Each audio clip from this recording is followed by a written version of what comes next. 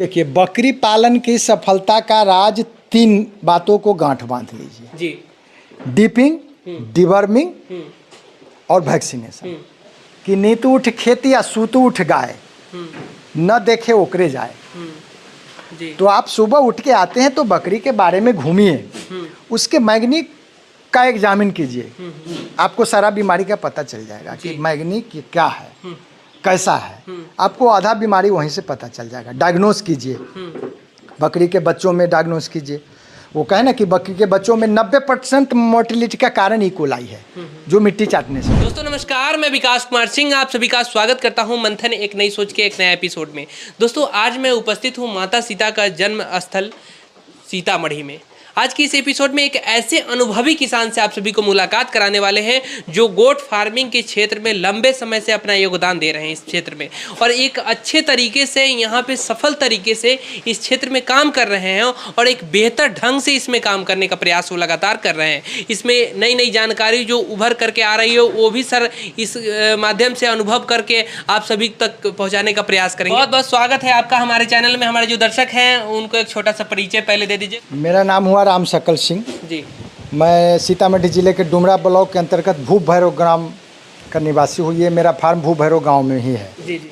ये sir farm का शुरुआत सर आप जिस समय किए थे तो ये छोटा सा काफ़ी छोटा सा फार्म बना करके इसमें अपना फार्म का शुरुआत किए। अभी तो हम देख रहे हैं कि सर काफ़ी बकरियां यहाँ से वहाँ तक है आपके पास। सर कितने हैं अभी आपके पास? अभी हमारे पास 50 से 60 के आसपास बकरी, बच्चे लेकर के 60 के आसपास है। 25 मदर गोट हैं और बाकी सब बच्चे हैं। बाकी सब बच्चे हैं। हाँ। और ट्रेनिंग सर आप कहाँ से लिए थे? जैसा कि अभी आप थोड़ी देर पहले बताए थे कि मथुरा से हम ट्रेनिंग लिए थे, तो कैसे कैसे ये प्रक्रिया जो है शुरुआत हुआ, कैसे थोड़ा सा हमारे किसान भाइयों को समझाइए।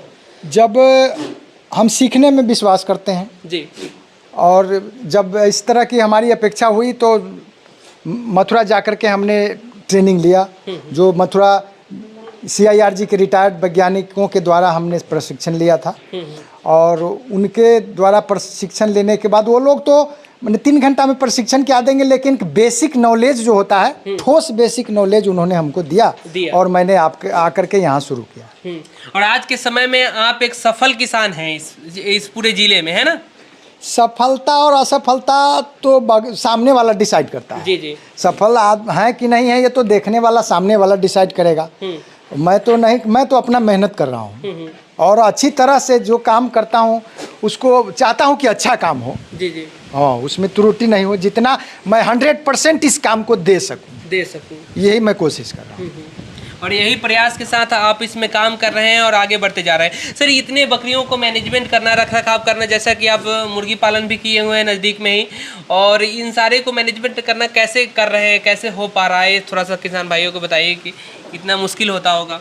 मुर्गी फार्म हमारे पास 2008 से मुर्गी के क्षेत्र में हैं, मुर्गी पालन करते थे। मेरे पास 3000 का शेड था एक।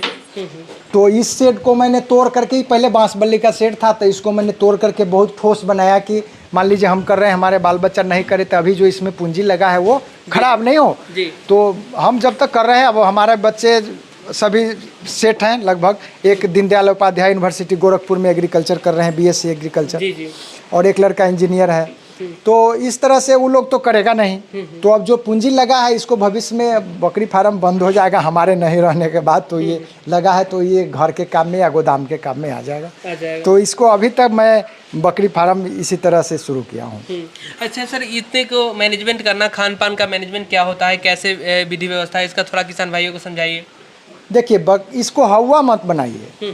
हमारा जो सोच है जी, काम को एक रूटीन वे में करिएगा तो कोई काम बहुत बड़ा नहीं होता है। जी जी। और आप 50 वो काम को करिएगा तो उसमें थोड़ा थोड़ा समय दे पाइएगा। एक रूटीन बनाइए, जैसे कि मेरे पास 2000 मुर्गा है, एक 1002 शेड में है, और ये हमारी बकरी है। तो एक स्टाफ भी है, लेकिन वो अब मजदूर का जो सिचुएशन है गांव घर में तो या शहर में, तो दूसरे के भरोसे आप रह नहीं सकते हैं, नहीं रह सकते हैं। हाँ, तो मुर्गा फार्म में तो 1 हफ्ता का काम रहता है। जब तक छोटा बच्चा रहता है तो उसको मैनुअली पानी लगाना पड़ता है और दाना लगाना पड़ता है। 10-15 दिन के बाद उसको मैंने वाटर सिस्टम लगाया है, जो ऑटोमेटिक ड्रिंकर, तो उससे उसको पानी मिल जाता है और दाना जो है मैंने मैनुअल लगा देता हूँ। और इस बकरी को मैं रूटीन वे में 2 बार खिलाता हूँ। ज़्यादा रूटीन पे में 2 बार खिलाते हैं इसको, सुबह में और शाम में। सुबह में, हाँ सुबह में 9-10 बजे यही चोकर भूसा दाना दर्रा ये सब मिला के अभी रख दिया हूँ और भरपेट खा लेगा। उसके बाद मैं इसको 4 बजे से हरा चारा जितना खा सके, मैं हरा चारा रूटीन में 12 महीने बोता हूँ और हरा चारा इसको भरपूर मात्रा में खिलाता हूँ, जिससे इससे 2 फायदे हैं। एक तो इसको अच्छा न्यूट्रिशन मिल जाता है, बैलेंस, और हमारा खर्चा बच जाता है। अच्छा सर, वहाँ पे हम देख रहे हैं कि मिनरल मिक्सचर वगैरह आप तैयार कर रहे थे खुद से अपने बकरियों को देने के लिए, तो उसमें कितना मात्रा में कितना आप मिलाए थे, थोड़ा सा हमारे किसान भाइयों को समझा दीजिए। उसमें मैं 10 किलो गेहूं का, 10 किलो मसूर का और 10-15 किलो ये सुपर नेपियर है, उसको कुट्टी करके उसको 2-3 को चीज़ को एक साथ मिला दीजिए तो बकरी को थोड़ा खाने में स्वादिष्ट मिल जाता है। उसमें थोड़ा चोकर दर्रा ये सब मोटा मोटी 100 से 150 ग्राम पड़ता है। सबको ऐसे नाप के मैंने रखता हूँ, अंदाजतन 2-3 किलो रख देता हूँ, जिससे सब मज़े से उसको उसका स्वाद ले लेकर सब भरपेट खा लेता है। भरपेट खा लेती है और बकरियां एकदम तंदुरुस्त दिख भी रही है। सब तो सर इसमें दवा का भी प्रयोग आप बहुत सारा करते हैं इसमें, तो ये बकरियां तंदुरुस्त रहती है क्या? ऐसे कुछ बीमारी वगैरह भी आपके कोई बड़ा आया है कि अभी तक? बीमारी शुरू में जब हमने तो लॉट में किसी ट्रेडर से बकरी खरीदा नहीं, हम गांव घर में, अब चूंकि सीखने का ललक था जी, तो गांव घर से एक कलेक्ट करके जब किसी का बिकना हुआ तो जैसा भी वो उसको ये नहीं देखते थे कि बढ़िया खरीदना है, खरीदना तो उसको मैंने एक करके इसको जमा किया तो अब हमारे पास बच्चे भी बहुत आना शुरू हो गए। और मैं एक बोर का बीडर लिया था शुरू में, उसका बच्चे भी आना शुरू हो गए और मैं इसी को बढ़ा रहा हूँ। किसी ट्रेडर से मैंने बकरी नहीं लिया। और एक बकरी मैं बाज़ार से लेके आया था, जो हमारे बगले में बाज़ार लगता है, एक नया उमंग था तो बाज़ार से लेके आया और उसको आने के बाद उसको पीपीआर हो गया और सारी बकरियों को पकड़ लिया। लेकिन विशेषज्ञों के द्वारा हमने विचार लिया, अपना भी कुछ जानकारी था, तो सारा को मरा तो एक भी नहीं, लेकिन परेशान करके गया सब। परेशान हो गया। एक भी बच्चा लेके सियाना तक नहीं मरा, लेकिन वही 1 महीना तक लगभग परेशान हुए हम। शुरू लेकिन फिर उसको आप सही से ठीक कर लिए। आप तो अच्छा, कैसे ठीक किए सर, ये थोड़ा सा समझाइए किसान भाइयों को। काफ़ी ऐसे जो किसान भाई हैं जो शुरुआत में ही इस तरीके का परेशानियों से जूझ हो जाते हैं और फेल हो जाते हैं और उनका हिम्मत नहीं हो पाता है कि फिर इस क्षेत्र में कदम डालें। सबसे पहले नया किसान जो है जी, वो किसी ट्रेडर से बकरी नहीं ले। मेरा जो पर्सनल अनुभव है, जी, किसी ट्रेडर से बकरी नहीं ले, बकरी किसी फार्मर से ले जिनके यहाँ बच्चा दिखाई दे, ब्रीडिंग सेटअप हो, जो फार्मर बच्चा को पैदा करके या वो बच्चा दे, सियाना दे या गाभिन बकरी दे। लेकिन ट्रेडर जैसे हम बताएं ना कि हमारे बगल में एक बाजार लगती है, कटिंग का बाजार है, जी, मीट का बाजार है, वहाँ एक से एक बकरियां भी आती है, चूंकि लोग गरज से बेच देता है तो एक से एक बकरियां भी आती है। तो उस तरह के बकरियों को ट्रेडर कलेक्ट करके अपने फार्म पर साबुन से नहला करके अच्छा से करके रात में खूब खिला देंगे, दिन में कहेंगे कि मैं तो खाली चोकर भूसा खिला रहा हूँ, और रात में खूब दाना खिला देंगे, जाइएगा तो फुला रहेगा। और भोले भाले किसान उसमें फंस जाते हैं। और कुछ वैक्सीन वो तो चराई वाली बकरी है, गांव की बकरी है, कहाँ की है उस ट्रेडर को भी पता नहीं है क्यों बकरी का है वो तो पता उनको भी नहीं है। जाहिर सी बात है वो कहीं अलग से लेकर के आए और साबुन तेल लगा करके उसको चिकना दिए हैं। और भोले भाले किसान जो बहुत माने मस्ती में आते हैं कि हमको बकरी फार्म करना है, तो खरीद करके ले आते हैं और उसमें फंस जाते हैं। और इस तरीके के ना करें, ज्यादातर आप किसान से जाकर के खरीदारी करें। ब्रीडिंग सेटअप से खरीदें, जहाँ बच्चे पैदा होते हैं वहाँ से खरीदें, थोड़ा महंगा तो मिलेगा। अब मान लीजिए हमारे यहाँ है, हमारा सब तीनों वैक्सीन किया हुआ है, FMD, PPR और ET, 3 को वैक्सीन मैं करता हूँ, बाकी नहीं करता हूँ, क्योंकि उस तरह के हम लोगों का जो गाइडलाइन है कि बाकी बीमारियाँ बकरियों में बहुत कम आती है। तो हम FMD, ET और PPR ये 3 वैक्सीन मैं करके रखा हूँ। अभी सर आपके फार्म पे कितने बच्चे हैं और कितने बकरियां हैं? हमारे पास 25 मदर गोट हैं और उसके बाद 25 से 30 बच्चे भी हैं। 25 से 30 बच्चे भी हैं जी। अच्छा। और अभी सब कुछ बकरी प्रेग्नेंट है, कुछ बच्चा देना शुरू कर दिया है।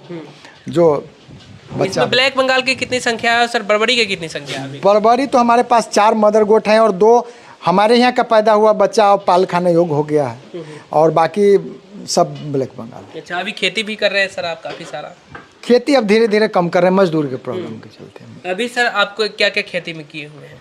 खेती अब मोटा मोटी बंद ही कर दी है। खेती अब घास खाली लगाते हैं, बस हो गया। अच्छा, धान वगैरह नहीं लगा? धान अब सब बटाई पर दे दिए, सब बटाई दे हाँ, मजदूर नहीं मिल रहा है। मजदूर नहीं मिल पा रहा है। हाँ। और इसी को आप संभाल रहे हैं। अच्छा सर, बहुत सारे ऐसे जो नए फार्मर हैं, जो नए किसान इस फील्ड में आना चाहते हैं, उनको किस तरीके से ध्यान रखना चाहिए, किस तरीके से फॉर्म का निर्माण करना चाहिए, ये सब किसान भाइयों को थोड़ा समझाइए। देखिए, फॉर्म का निर्माण ज़्यादा फॉर्म में पूंजी मत लगावें। जो छोटा मोटा स्तर पर करना चाहते हैं, वो जो बड़े स्केल हैं, बड़े पूंजीपति वाले लोग हैं, उनकी बात तो मैं नहीं कर रहा हूँ। लेकिन जो छोटे किसान हैं, जो लोग नया स्टार्टअप करना चाहते हैं, जी, वो एक बार लॉट में बकरी न खरीद के 2-4 ही लें और उससे साल 2 साल उसमें समय बितावें, सीखें उससे जी। और सीख करके, बकरी बहुत बड़ा ट्रेनर है। अब मान लीजिए बच्चा है, बच्चा का क्या बीमारी हुआ, सियान का क्या बीमारी हुआ, क्यों हुआ, ये सब सीखते सीखते जब वो परिपक्व हो जाए तो जितनी मर्जी ले जाए, जहाँ मर्जी ले जाए। हाँ, हमारा जो सोच जी। बाकी लोग की बात नहीं। अभी सर, ये जो फार्म आप बनाए हुए हैं, ये इसी तरीके से जो किसान भाई हैं नए होंगे, उनको इसी तरीके से बनाने का जरूरत है या फिर कुछ इसमें बदलाव कर सकते हैं? वो तो अपना अपना पूंजी के हिसाब से वो किस व्यू से बनाते हैं, क्योंकि आजकल मेरा मानना है कि बांस बल्ली का घर बनाना बड़ा टफ काम हो गया है। ईंटा से भी टफ काम है बांस बल्ली का घर बनाना। बहुत लोग सलाह देते हैं कि बांस बल्ली से बना लीजिए। मान लीजिए 100 रुपया बांस का कीमत है, 500 रुपया में लेबर मिलता है और अगले साल फिर उसको बनाना पड़ेगा, तो काफ़ी कॉस्ट ज़्यादा बढ़ जाता है। इसके अनुसार से तो नहीं करके करकट वगैरह भी डाले तो ये ज़्यादा बेहतर है ना। लेकिन सर, इसमें तो गर्मी बहुत ज़्यादा होता होगा, हीट बहुत ज़्यादा होता होगा, तो थोड़ा ऊंचा बनावे और वेंटिलेशन का, जैसे खिड़की देख रहे हैं तो चारों बगल खिड़की रखें, चारों तरफ से खिड़की। अगर ज़्यादा अगल बगल में पेड़ पौधा नहीं है तो गर्मी के मौसम में ऊपर से जूट का बोरा रख दें, या नहीं तो पुआल रख दें, या नहीं तो इकड़ी मिलता है तो इकड़ी का टाट बना करके ऊपर से डाल दें। अच्छा सर, हम देख रहे हैं कि नीचे में जो ये तखत आप बनाए हुए हैं लकड़ी का, इसका क्या कॉस्ट वगैरह आ रहा है बनाने का, और इससे क्या फ़ायदा आपको दिख रहा है, ये समझाइए किसान भाइयों को। इसका कॉस्टिंग तो हमारा लकड़ी अपना था जी, पेड़ पौधा है खेत में तो उसके कटवा के बनवाए थे। इससे फायदा ये है कि बकरियां को सबसे ज़्यादा बड़ा दुश्मन है नमी, या बरसात हो या जाड़ा हो या न भी हो, तो नमी पर बकरी बैठेगी तो अक्सर बीमार पड़ेगी। जी।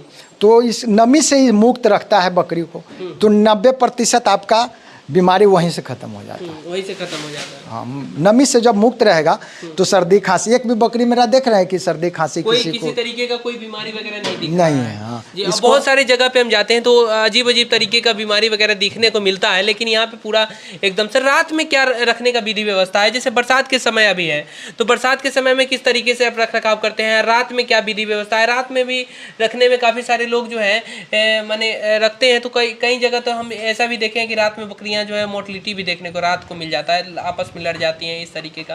तो आप कैसे रखते हैं सर? हमारे पास अभी पार्टीशन नहीं है तो हम सबको बांध के रखते हैं। बाकी जो खस्सी है उस सबको खोल देते हैं। अभी तो बांध के रखे हैं चूँकि किसी का दाना कोई छीन के नहीं खा जाए, बाकी को मैं खुला छोड़ देता हूँ और बाकी बकरियों को मैं बांध के रखता हूँ और सारा पटरी पर बैठता है अपना। और बरसात में अब ज़्यादा बरसा आया तो इस चारों बगल से पल्ली लगा हुआ है जिसको मैं गिरा देता हूँ और शाम को धुआं कर देता हूँ। और उसमें भी एक टिप है कि जैसे धुआं करते हैं तो वो एंटीऑक्सीडेंट होना चाहिए, माने जैसे इस घर का वायरस भाग जाए तो उस पर कभी जमाइन रखिए, कभी कपूर की टिकिया रखिए, या कभी या करते जर्दा रख दीजिए। ये सब घरेलू उपचार वगैरह आप कर सकते हैं, आप करते रहते हैं। हाँ, ये मैंने घरेलू क्या एक टिप है और क्या। तो ये सब ट्रेनिंग में भी इस तरीके का भी बताया गया था। हाँ, जैसे आप कुछ लोग या हम भी करते हैं कि कभी फिनाइल छीट देते हैं, कभी बुटोक छीट देते हैं ज़मीन पर, तो उससे साफ सफाई बकरी को बहुत पसंद है। हाँ, तो साफ सफाई जितना रखिएगा बीमारी से उतना दूर रहे।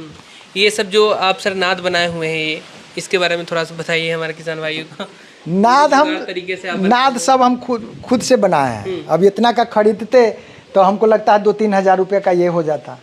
तो लकड़ी अपना पास था तो थोड़ा कॉमन दिमाग लगा करके इसको, मैंने इसमें बच्चा नहीं चढ़े, वो खाना जो देते हैं वेस्ट नहीं जाए, उसमें मैगनी नहीं करे बच्चा सब छड़प के, इस हिसाब से सबको हमने खुद डिजाइन किया है। अच्छा, एक सवाल और हम आपसे करना चाहेंगे आखिरी में कि सर बरसात के मौसम है अभी, तो बरसात के मौसम में किन किन सावधानियों को बरतनी पड़ेगी अगर बकरी फार्म जो किसान भाई चला रहे हैं उन लोगों के लिए, और आप क्या क्या सावधानी ऐसा बरत रहे हैं बरसात के मौसम में? देखिए, बकरी पालन की सफलता का राज 3 बातों को गांठ बांध लीजिए जी।